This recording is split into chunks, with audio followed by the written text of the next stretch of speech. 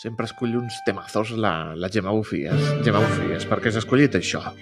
Bona tarda. Sort que has fet l'entradeta, perquè aquest tema durava 11 minuts. És de Jordi Savall. Avui parlarem d'història de l'art i Jordi Savall, saps que cada estiu també el Festival Jordi Savall té lloc aquí a la comarca.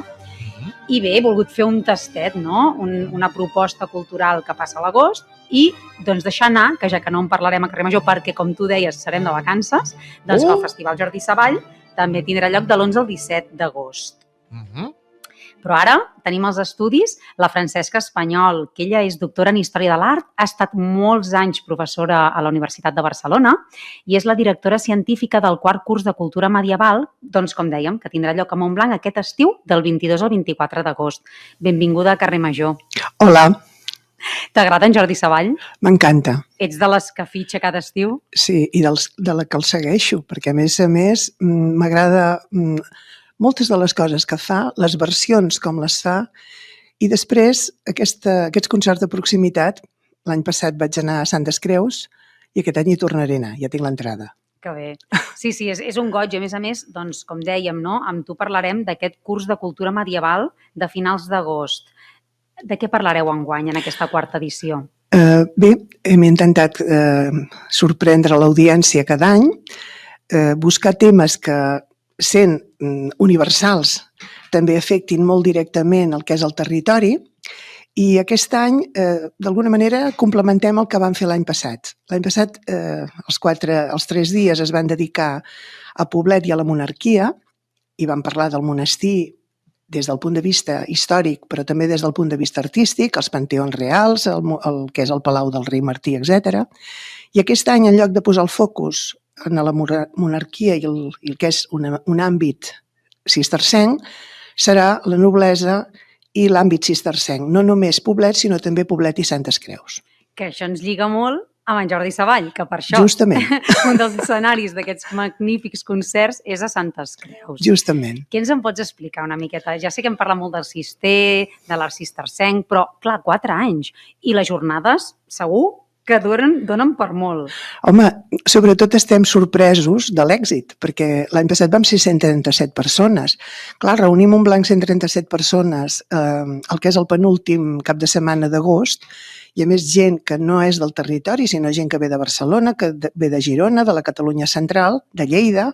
Home, penso que està bé. Vol dir que no hem errat en l'elecció i, sobretot, en la tria dels temes que anem desenvolupant cada curs. Aleshores, bé, aquest any la idea és això, presentar els llinatges que es van implicar amb el que van ser els monestirs de Poblet i Santes Creus com a benefactors, però entenent que darrere d'aquesta generositat sempre hi ha un interès, que en aquest cas era per la salut de les seves ànimes.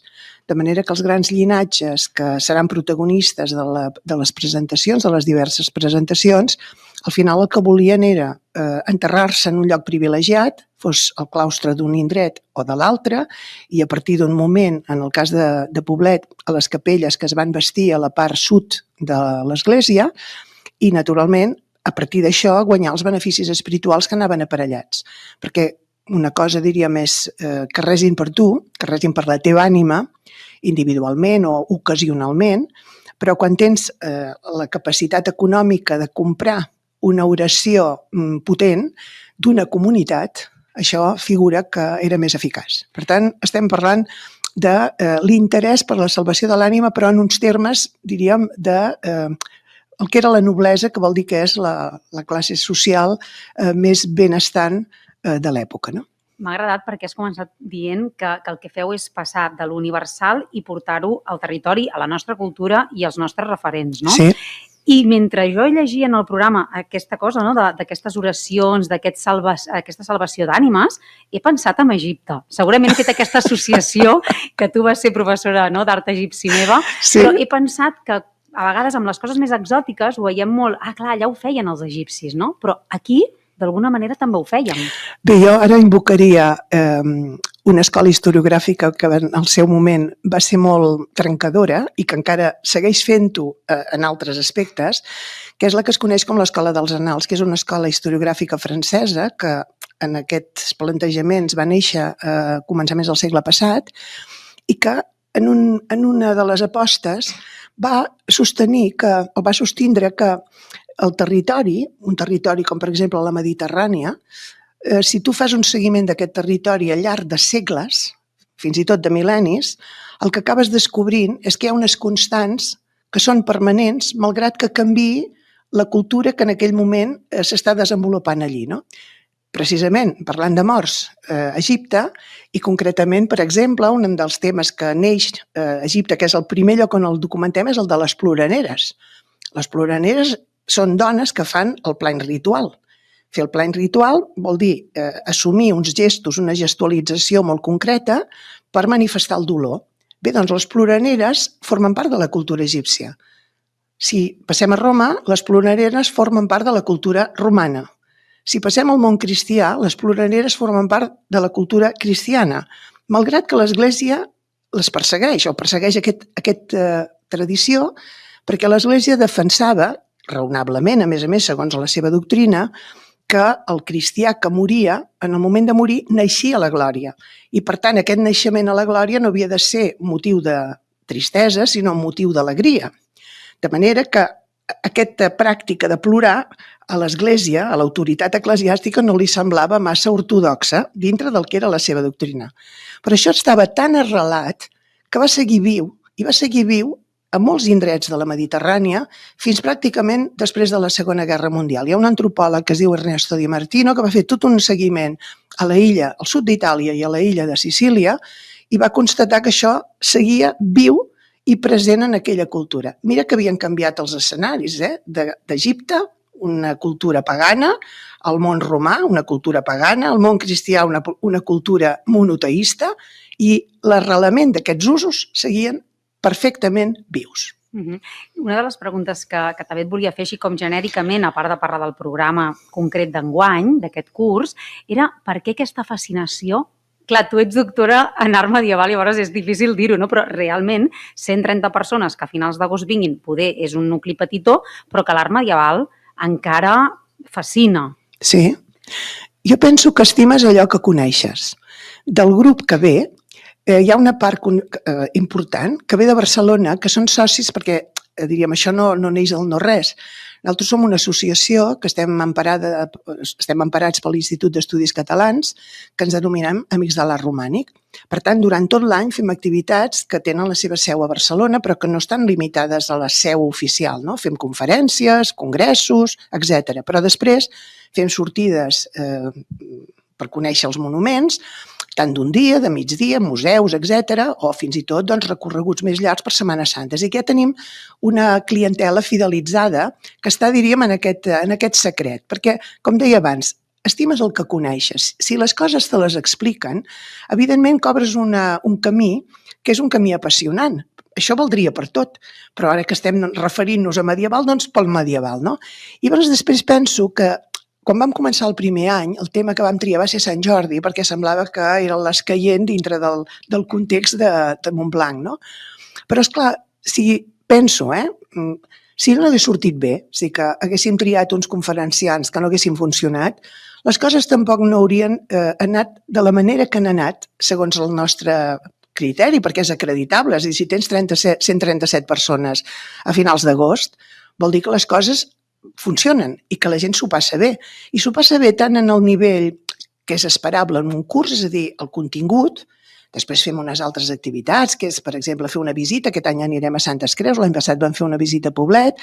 Després, el dissabte a la tarda, fem la presentació d'un llibre que també, d'alguna manera, també identifica, o ens identifica, com actius en la gestió del que és el coneixement del patrimoni, no?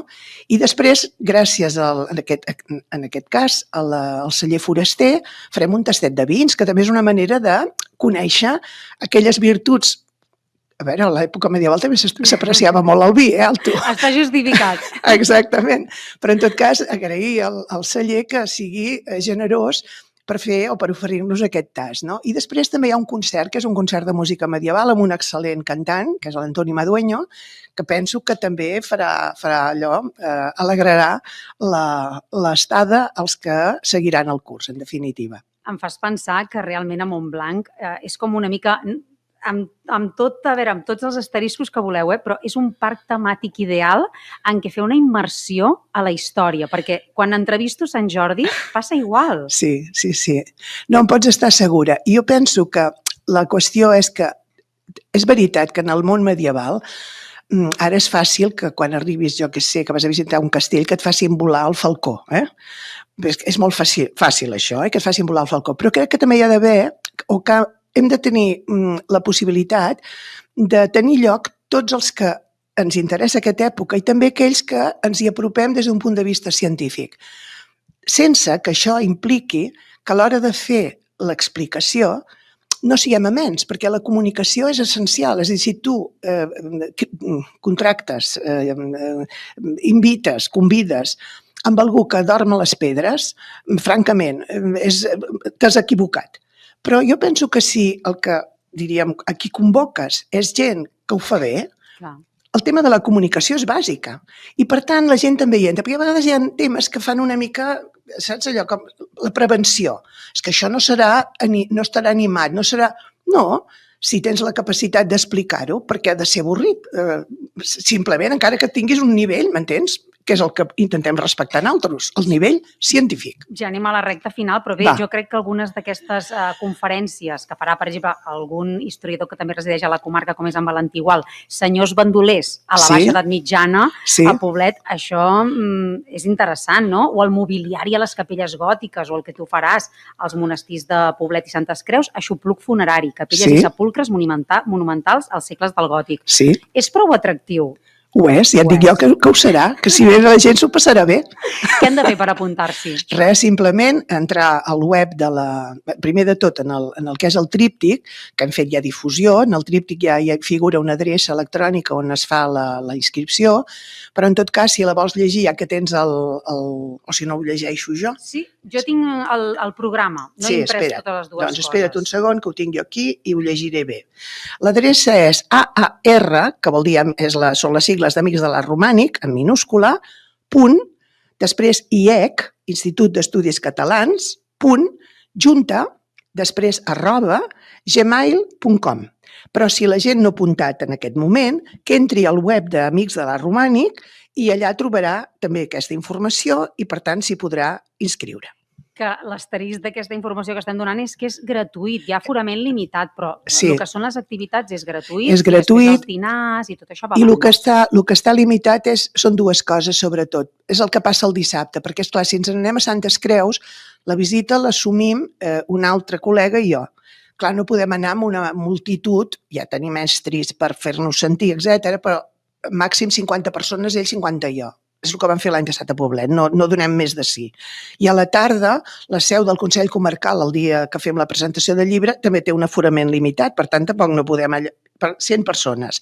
I el tas de vi també. Per tant, aquesta és la qüestió. A la resta dels dies, en principi, no tenim aquest problema. I on seran la jornada? Si no hi ha canvi, perquè ens hem trobat aquest any amb el problema de la restauració de Sant Francesc, el que està previst és fer-ho a l'Hospital on hi ha la seu de l'Arxiu de Montblanc, de l'Arxiu Comarcal, a l'Hospital de Santa Maria Magdalena. Molt bé, doncs moltíssimes gràcies, Francesc Espanyol, per haver-nos portat una altra vegada aquest curs de cultura medieval que enguany arriba, com dèiem, a la 4ª edició. Que vagi molt bé. Moltíssimes gràcies, Gemma, i com celebràveu l'estiu, el començament d'estiu, tant tu com el teu col·lega, bon estiu. Gràcies.